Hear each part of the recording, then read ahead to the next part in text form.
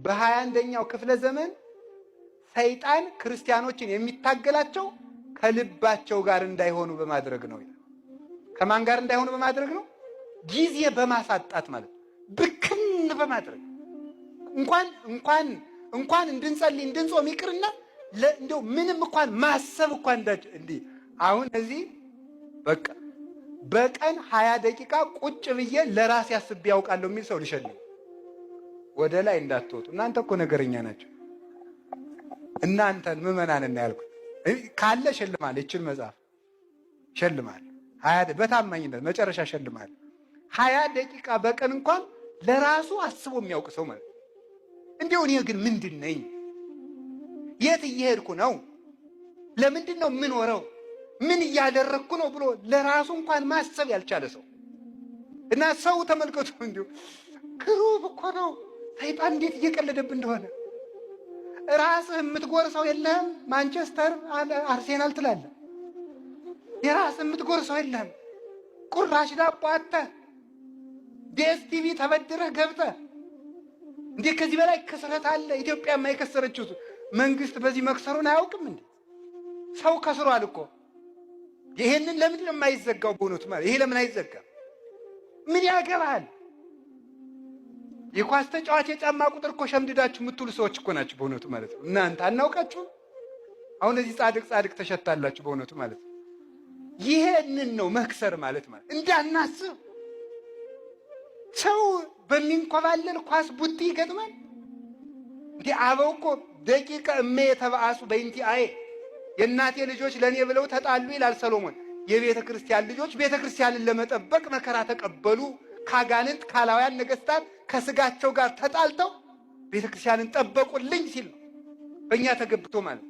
ሰው በማያገባው ገብቶ በማያተርፍበት እድሜውንም ጊዜውንም ጉልበቱንም ያበክናል። መክሰር ማለት ይሄ ነው። ራሳችንን ከመክሰር ይሰውረን። ጌታ ለሐዋርያት ያላቸው ይሄን ነው። ለራሳችሁ ተጠንቀቁ፣ ለራሳችሁ ተጠንቀቁ ነው ያለ። ዕቀቡ ርእሰክሙ ወኢታክብዱ ልበክሙ በመብል ወበስታይ ዘእንበለ ግዕዝ። በመብላት በመጠጣት ያለ መጠን ወይን በመጠጣት ልባችሁን አታክብዱት፣ ለራሳችሁ ተጠንቀቁ። የሉቃስ ወንጌል ምዕራፍ 21 ቁጥር 34 ላይ ይሄ ነው። ለራስ ማሰብ ነው። ነፍሱን ተውት።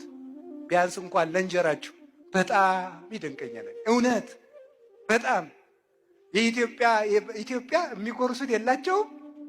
እንደው ይቅርታ ይደረግልኝ፣ ፖለቲካ እንዳይሆንብኝ እግዚአብሔር ይጠብቀኝ። ከሆነም ችግር የለም። ዙሮ ፖለቲካስ ቢሆን አይነገረውም ያለማን። ስለዚህ ምንድን ነው ኢትዮጵያ ወልዳ የምታሳድገው አታ የምትለምን እናት ባላችበት ሀገር ለነ ማንቸስተር የአየር ሰዓት ተከፍሎ ጋዜጠኞች 2 ሰዓት በቀን ስለ ማንቸስተርና ስለ አርሰናል ይወያያሉ። ይሄ ጅልነት ነው። ይቅር ይበሉኝ። የስፖርት ፌዴሬሽን ማለት ነው። አይቆጡም እሳቸውም። ምን አለ እንደው ብናድግ፣ ምን አለ ብንኖር፣ ስለ ራሳችን ብናስብ። እንደው ሆነ ነፍሱ ቀርቶ ለስጋችን እንኳን አንሆንም መሆን አለብን። ስለዚህ ራሳችሁን ጠብቁት፣ ከፍ ብላችሁ አስቡ። ለሰውነታችን የሚመጥን ነገር ማሰብ አለብን። ልያና ራሔልን ታውቃላችሁ። ታሪኩን አልተርክም ሰዓቴ እንዳያል። ልያን ታውቋታላችሁ? አታውቋትም? ያዕቆብን ታውቃላችሁ? ያዕቆብ ሊያገባ ሲሄድ ልጅ ስጠኝ፣ 7 ዓመት ትገዛና እሰጣለሁ። ማናት? ራሔል መልከኛይቱን ልጄን አጋባለሁ፣ 7 ዓመት ተገዛ። 7 ዓመት ተገዝቶ ምን ሰጠው? ደብቆ ትልቅ እያለ ትንሽ ስለማይዳር መልኳ እንደዚያ ያለችውን ልያን ሰጠው። ደስ ብሎት ራሔልን አገኘው መስሎ ደስ ብሎት ሰርጉ ሲያበቃ ማለዳ ብትታይ ልያ።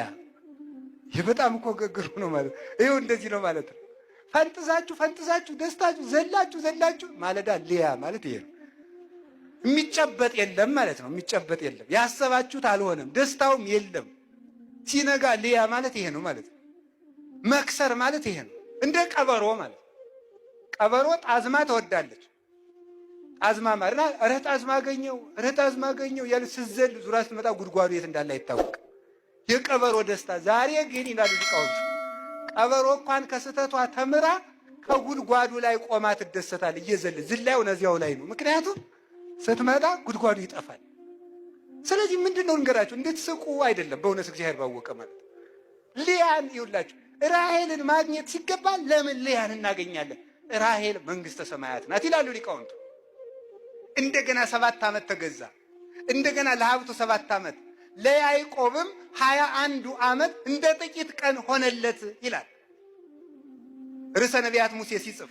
ለያዕቆብ 21 ዓመት እንደ ጥቂት ቀን ሆነለት፣ ራሔልን ይወዳት ነበርና። ይህንን ሊቃውንቱ ሲያመሰጥሩት ምን ይላሉ?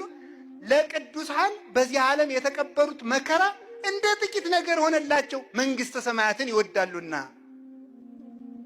ቃል ተሰማ በራማ ራሔልን ዘትበኪ በይንተ ውሉዳ እስመ ኢኮንዋ ውሉዳ ውሉደ። በራማ ለቅሶ ተሰማ፣ ራሔልም ስለ ልጆቿ አለቀሰች፣ ልጆቿ ሙተው ልጅ አልሆኗትምና። እንደው ብዙ ትርጉም አለው ከርዕሳችን ጋር የሚገናኘውን ቃል በራማ ራማ ብሂል ልዑል መካን፣ ራማ ማለት ከፍ ያለ ቦታ። ልዑል እግዚአብሔር ስለ ልጆች አዘነ። ራሔልም አለቀሰች ማለት ምን ማለት ነው? ራሔል አለቀሰች፣ መንግስተ ሰማያት አዘነች።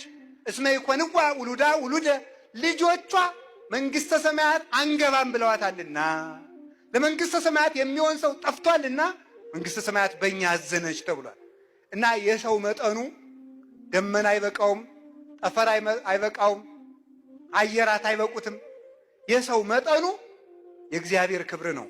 ክብሩን የሰጠን በክብር የፈጠረን በክብር ያዳነን እሱ ውርደታችን ተቀብሎ በክብር በሐዲስ ተፈጥሮ ያከበረን መድኃኔ ዓለም ኢየሱስ ክርስቶስ ስሙ የተመሰገነ ይሁን።